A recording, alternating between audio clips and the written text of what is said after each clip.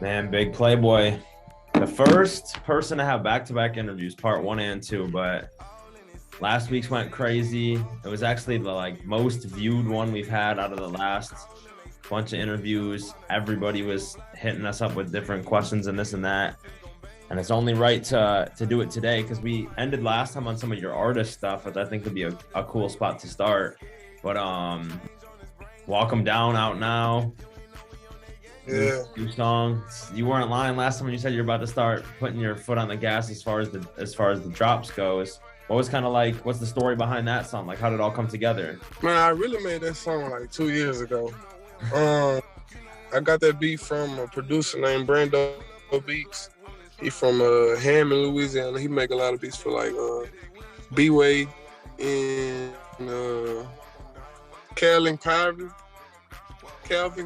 or something like that. Yeah. I forgot his name. But he make beats for those two dudes. But he ended up just sending me a beat and I just made the song. But I've been holding on the song for about 2 years. It's crazy. But like you said last time, it's about that time to just start dropping. Yeah. Hell yeah. But everyone knows what's going on. The producer room, powered by producer culture. Back to back, the big legend, PlayboyXO Part 2. What's going on, man? How you feeling today? Put that bitch on you, turn a nigga to a ghost, knock a nigga out his shoes. Fuck his bitch to get the load, and bitch, I'm going with my I'm good. I'm okay. I got $40,000 on the Celtics right now. 40,000 on the Celtics? Yeah, I'm hoping they win these next 2 games. For the series. Yeah, for the series. Jeez, you sweating. Yeah, I need that. I hope they don't lose, bro. Man, what do you been thinking of the series so far? That, bro, Jaylen Brown is nasty. Yeah, he nasty. But Draymond Green, that's his name, he cheat. He be fouling too much. He blow me. And Steph Curry, he plays softball. I don't like him. Now, Andrew Wiggins is the new Draymond. Wiggins been holding it together. Clay's doing his thing. Steph is crazy. But Jaylen Brown is crazy. And Robert Williams doesn't get enough credit either. He's like a cheat code. You cannot score on him. Mm-hmm. Bro. Well, yeah. He's a cheat code. But we're gonna talk about all good stuff, all positive stuff, all the crazy shit you got going on right now. But I do want to just start with and kind of get it out of the way. It's interesting. Last time we were kind of talking about a lot of the bullshit that you had to go through and, getting finessed in different things. And a lot of people were reaching out and sending DMs and asking about those situations and how they can avoid it in the future. I know you gave some really good advice as far as getting with the proper lawyer from the get-go. Do you think everybody kind of says in the music industry, you're going to you just have to go through getting fucked over basically to get it back right and figure it out? Do you think there's some truth to that, or what are your kind of thoughts? I don't know. Because I feel like you don't have to, but you do have to at the same time. Yeah. It's really just, well, at this point, I feel like, yeah, you got to go through it. Because I was about to say, a lot of people depend on, loyalty sometimes. Because, a lot of people have situations going with, family members. It could be a family member investing. You know what I'm saying? Some people take stuff personal and some people do, business. But like I say, Wayne and Birdman, they down there like family, but it end up being kind of fishy later down the road. So I guess you just gotta go through it. Yeah, that's actually another good point too. There's so many times where people are starting and they're first having some motion and their manager is their mom or their dad or their cousin from down the way, or just big bro from up the street or whatever. Yeah. I feel like those are tough situations because on the one hand, the positive is you can trust them so much because they have an interest in you personally. But on the other hand, it's just a fact that they might not know what the hell they're doing at all. Exactly. That's it right there. Yeah. They don't know what they're doing. Yeah, what are your thoughts on that? Were you ever in that position? You watch people in that? What do you kind of think about that? Man, I did everything. So I did it's nothing in the book that I didn't do. So after my situation was bad with the lawyers and the labels, you know what I'm saying? I tried to do the, you know what I'm saying? I tried to get people around me that I trust. But I actually feel like that was worse because I had people in place that didn't know what they was doing. So that's why I feel like, you know what I'm saying? I feel like you just gotta be patient and wait your turn. Like the right people gonna come around.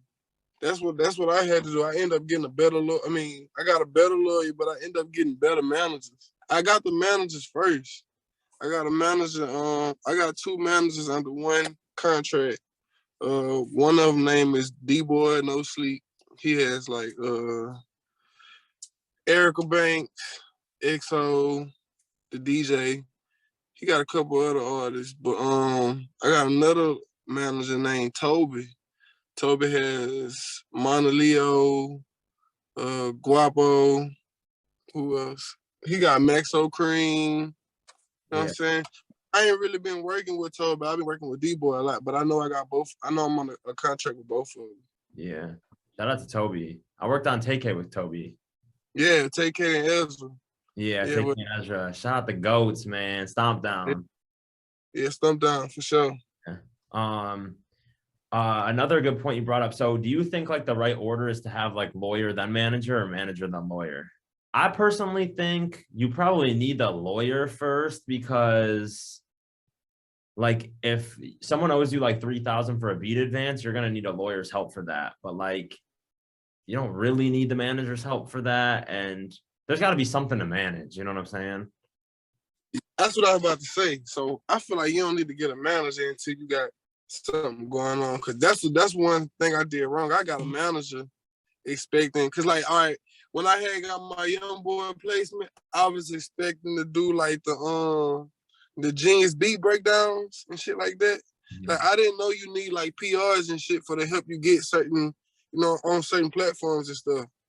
But I ended up getting a manager who sold me a dream. My lawyer and just got the placements and gave the lawyer the 5-10%, whatever he was asking for. But I was actually giving the manager 20% and giving the lawyer whatever he wanted to, when I could have just been using the lawyer.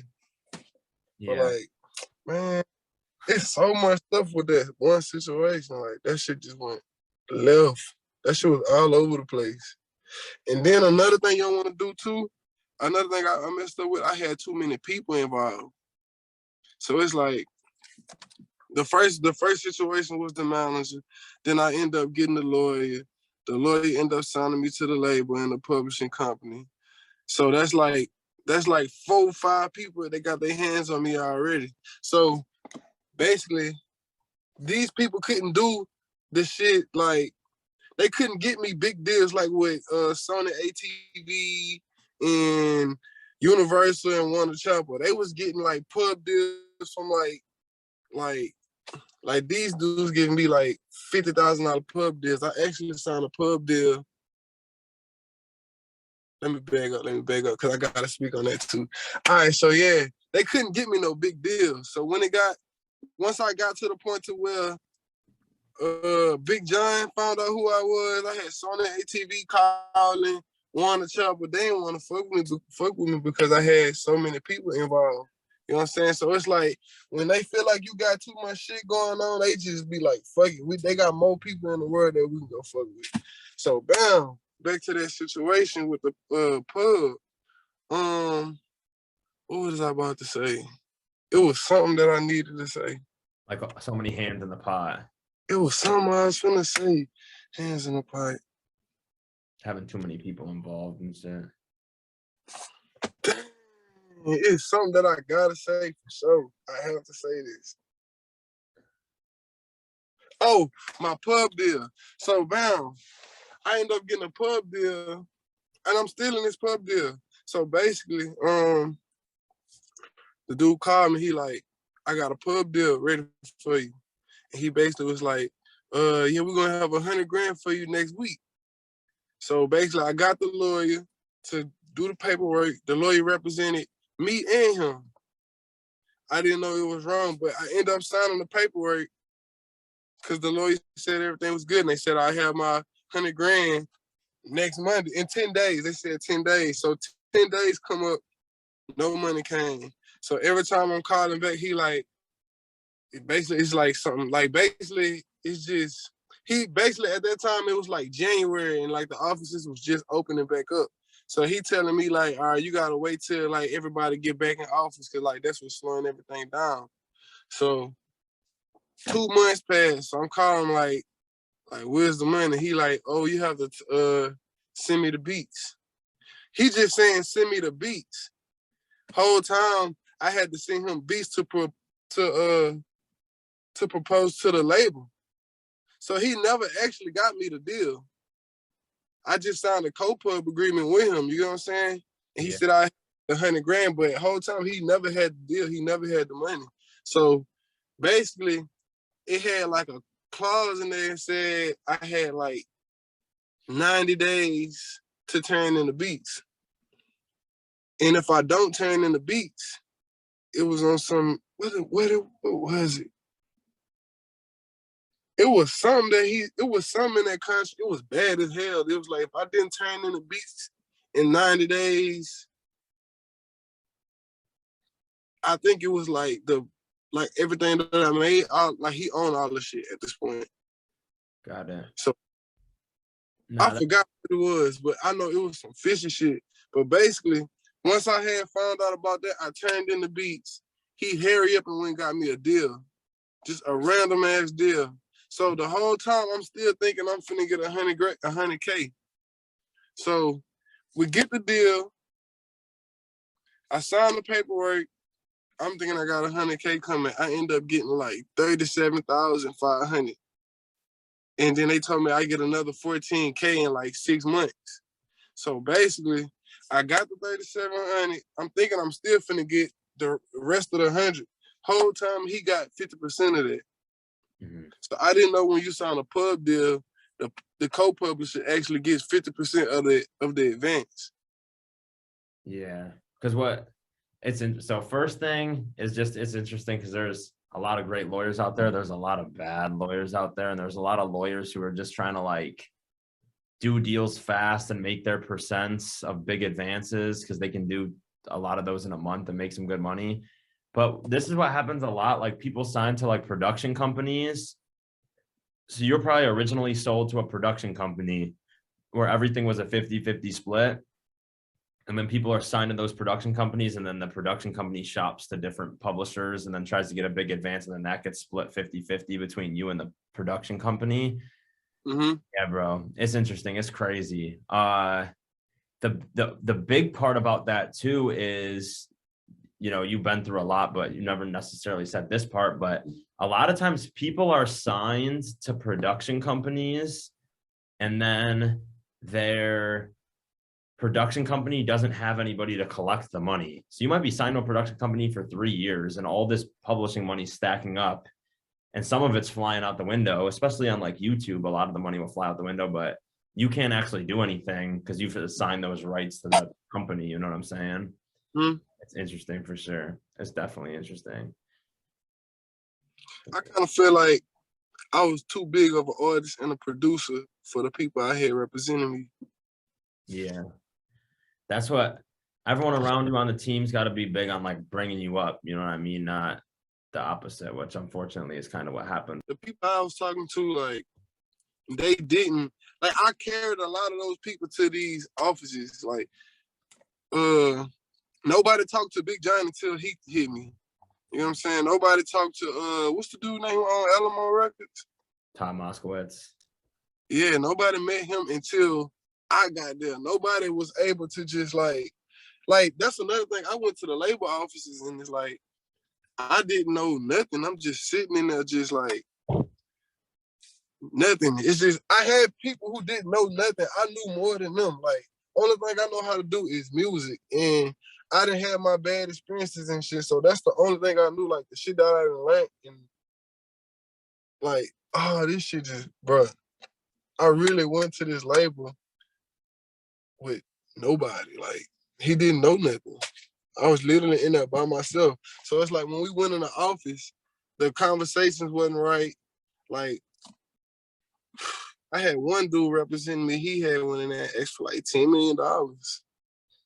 And And I'm trying to tell them, I'm like, bro, people who just starting as an artist don't even get deals that big. Right. I'm like, the deal, the type of deal he was asking for was like a 2-album deal for $10 million. And I'm like, bro, you gotta learn the game a little more. Like people who just starting, they damn near everybody getting 360 deals. A lot of people for sure. And I'm trying to tell them, like, in order for us to go in that office and just ask for shit like that, we gotta have a lot of leverage. The numbers gotta be right. You gotta look right. You know what I'm saying? It's just everything. You gotta have a team too. You gotta have a team no matter what. Yeah. And it's interesting too, because even like in the beginning, you were talking about, now we're talking about like label meetings and publishers and all different types of stuff, but you were talking about like getting sold this dream of like genius beat breakdown videos and this and that and whatever. And it's always interesting because this is why having like a solid team around you management wise just makes everything so much better, because like it's kind of confusing and there's not like a fine line between like where the artist and their team's responsibilities end and where like the label and like the A&Rs and their responsibilities begin. Like it's kind of like merged in the middle, which if you have a lot of like good people around you, that's great. But it's like you said, like the person who sold you that dream probably thought that when you signed to them, they were going to sign you to someone else and it was their job to do it. Like, it's not really anyone's job to do it. Like you said, it's really like a PR team's job to do it. Like, but speaking of that, did you ever work with any like PR people or anything? Or are you interested in that? Or I'm interested in it for sure. I'm trying to find the right people. Yeah. Like right now, I'm trying to learn how to do everything on my own. Like from marketing to the PRs to like running up the numbers on YouTube. Like I'm trying to learn how to do everything. No, definitely. I want to name more shit, but I don't know everything that labels do. Right. So it's like I'm learning step by step.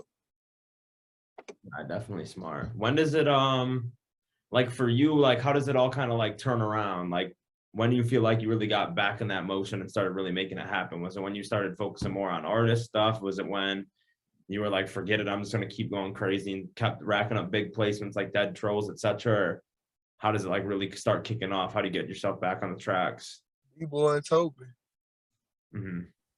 I just watched them. It was a lot of shit that they was doing for their artists that I wasn't doing. And at that time, like I'm gonna tell you, I'm gonna just be honest. Like D-Boy has a producer named XO. I literally have damn near 30, 40, 50 more placements than him. But this nigga, he had one song. He had one song and like his whole life changed. You know what I'm saying? So it's like, that's what I'm saying. It was a whole bunch of shit that I wasn't doing that XO was doing. You know what I'm saying? And it's like, right now, XO got a good team around him. He got a good label. You know what I'm saying? His situation is good. They doing everything they need to do, like, on the ground. Like, everything is just good. And then as an artist, I seen more of the artist stuff with Toby. There was a lot of stuff Toby was doing with Mana Leo that I wasn't doing. And basically, I went back. I just stopped making music, and I basically just studied them for a year. Yeah, so smart. Yeah, I studied them for a whole year. And I'm not even doing everything I done learned from them, but it's like I just do like the bare minimum. Mm-hmm. No, but that's so smart. Like, first of all, like shout out to XO doing his thing. He just produced a single off Youngsta's project called Anything. Yep. A banger. Like that song is crazy. And then shout out to Toby too. But I just want to give you props too on like kind of watching, like it's from the outside looking in, like you saying you're studying them for like a year, watching what works and what doesn't. Like that's the best way. I don't know. Do you know who Mr. Beast is by chance? So he's like a white kid with a beard. He's the biggest YouTuber ever, like the biggest YouTuber ever. So I was just watching this interview with him with Joe Rogan. And it's funny. And this is why I'm always like, people try to make fun of people for doing this, but I'm always a big fan of it. Like, you know, there's like these little producer group chats or whatever on Instagram where it might be like 10 producers that are like young up and coming kids and they're talking every single day and they might have never met each other in real life. Some of them don't even know what they look like, and they're talking every day. But Mr. Beast was talking about how he like conquered YouTube, and basically he was in one of those group chats, and he just basically broke it down like, bro, if I'm one person and I'm learning over a year and I make 5 mistakes, I just learned 5 things. But if I'm in this group of 10 people and over 1 year, we all make 5 mistakes, we all just learned 50 things because we all learned it 5 mistakes each over the year from all 10 of us. And that's why, like, even that approach of kind of like sitting back and watching or this or that is so important. I also think that's why it's important to like be patient, just kind of like wait the turn, you know what I'm saying? Because it's important to make sure you can really get it going, you know what I mean?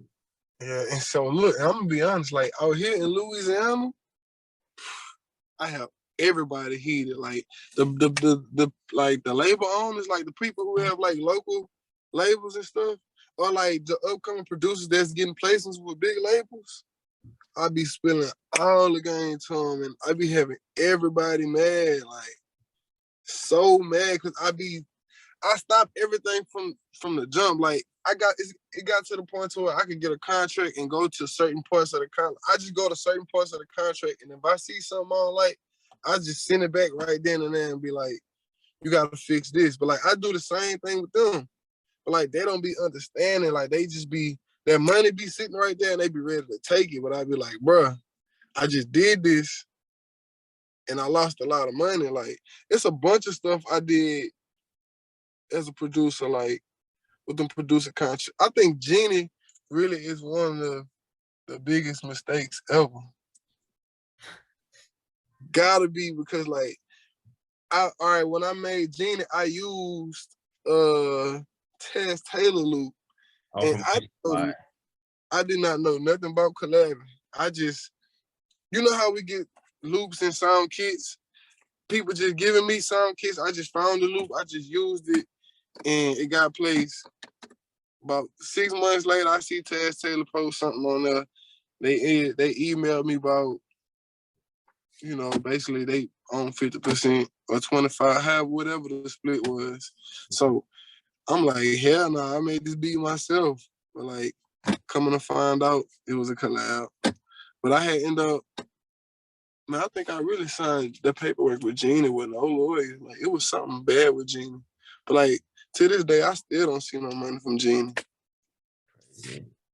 Yeah, that's the whole like loop and kick game is just interesting, and it's even crazier too, because some people try their best to be ahead of it and only take sounds and stuff from like royalty-free places where that can't happen, but it still happens because people are stealing other people's stuff and uploading it. Like, yeah, a bunch of craziness going on. It's a whole bunch of craziness going on.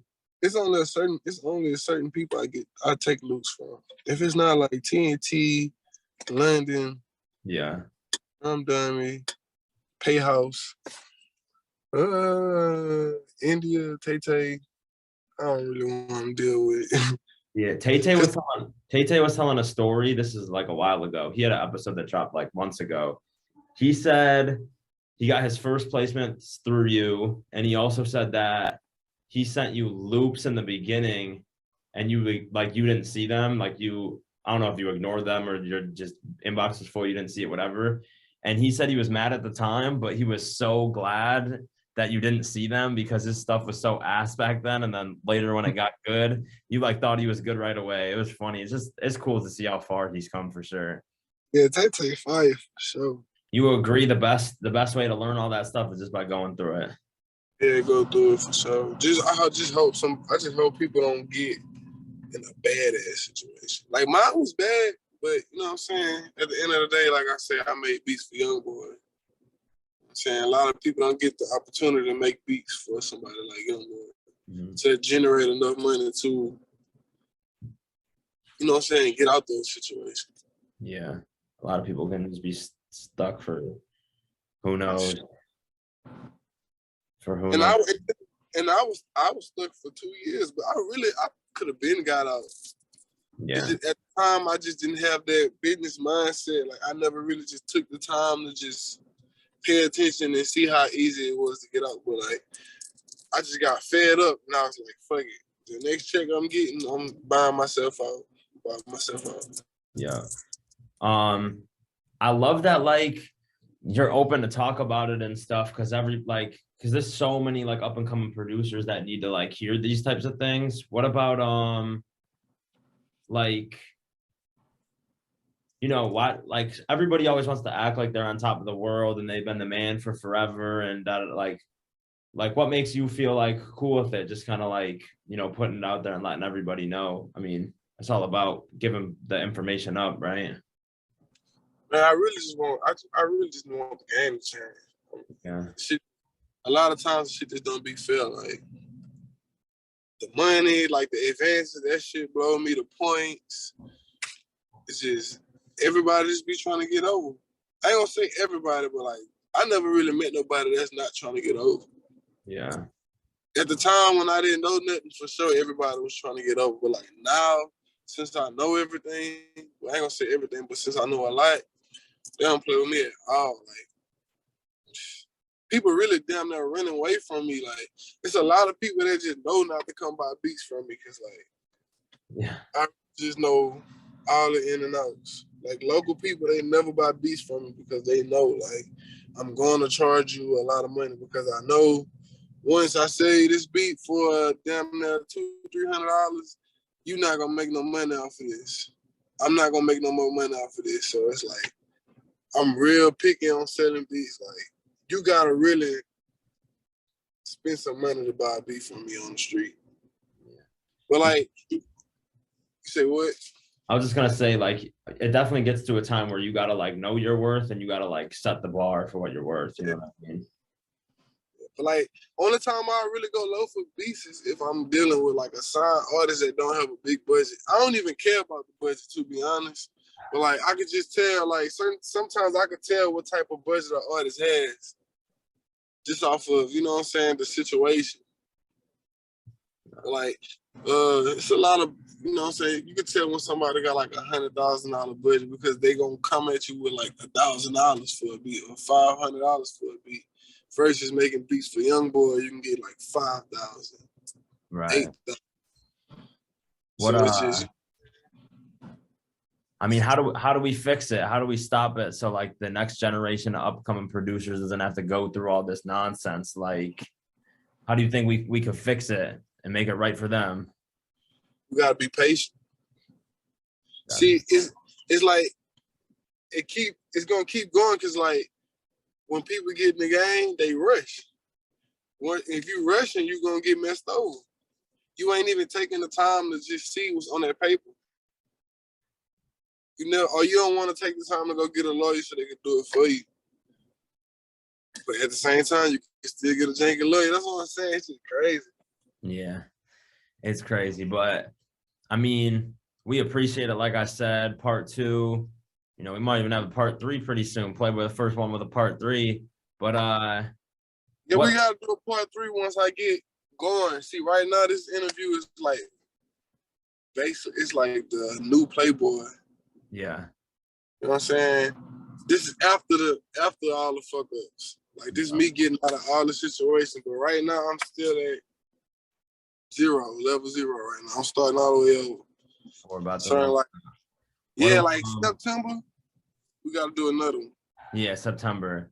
Everyone mark it on, throw it on the books. What are you excited about right now? Like what's coming next? Obviously you're gonna keep dropping music like you said. You said that last time. Since then you've already dropped a new single with a new video. What's next? What do we got to be on the lookout for Playboy wise? Man, I'm supposed to be going on tour. Yeah? Yeah, I'm supposed to be going on tour with well, I can't speak on that Yeah, yet. don't mess it up. Don't mess it up. Yeah, I don't want to speak on it yet. It's a lot of tours I'm supposed to go on though. Like I really just haven't picked the tour I want to go on. Yeah. I'm really what I'm trying to do, I'm trying to find myself. Like I don't want to go on the wrong tour. Definitely not. I'm trying to find like basically I gotta find like my crowd. Definitely. Yeah, and my family. So I would also say, if you were to ask me for a tip, if there's any way any of the tours have like a strong female act on it and you could help, especially at the point you're at right now with building the fan base up as an artist, if you can get those female fans, like they stick with you like it's crazy. I remember like I remember when Tusi went on tour way back when with whoever he had gone on tour with, like they just blew it up. It was crazy. He got a big female fan base. Yeah. That's what I need too.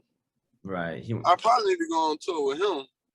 Yeah, on God, I swear. Who produced Zaytoven produces all her albums.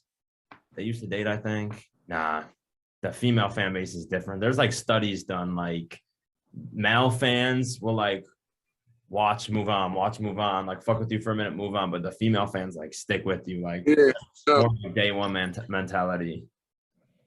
And that's really how it is with me too. Like I got a big female fan base where I'm at too. Mm-hmm. But like they the only ones who play my songs too. Yeah. Like when I have shows, it be a crowd full of women.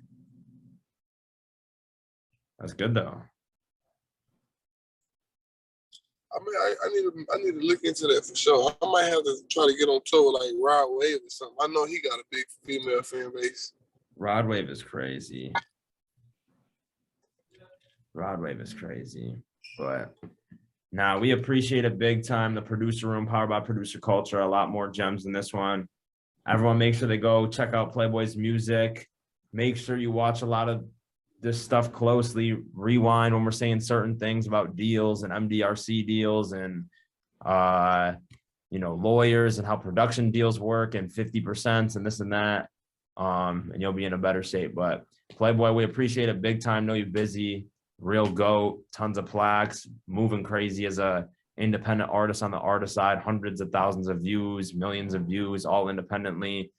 And definitely just appreciate you giving up the game, man, for sure. Like the people need to hear it. You know what I'm saying? You're welcome. Oh, yeah. But all right. Until next time.